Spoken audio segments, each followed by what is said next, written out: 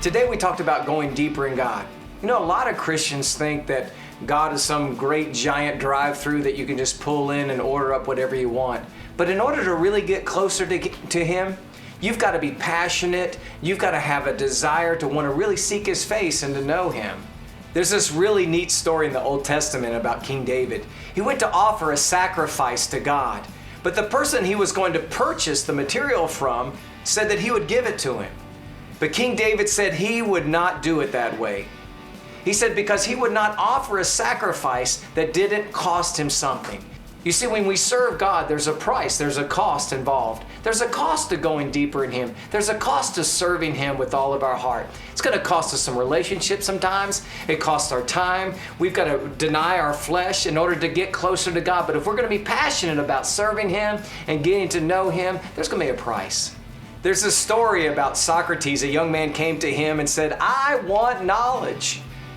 And Socrates, knowing that this young man didn't understand really what he was asking for, wasn't really passionate about it, he dragged that young man through the city out to the ocean and he shoved his head under the water. And he picked him back up and he says, "What do you want?" And the young man says, "I want knowledge." He put his head back under even longer this time. He pulled him back up and he says, "Now what do you want?" The young man began to gasp for air and he says, I want knowledge." So Socrates shoved his head under the water even longer this time.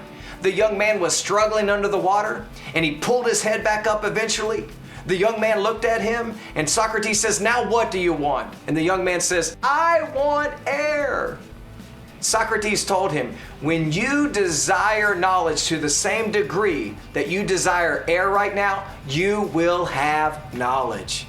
You see, if we're going to get close to God, God has got to be our sole pursuit. He's got to be the center of our life, the one thing that we're going after with all of our heart. The Bible says, if you seek me, you will find me if you search for me with all of your heart. Let's wholeheartedly seek the face of God.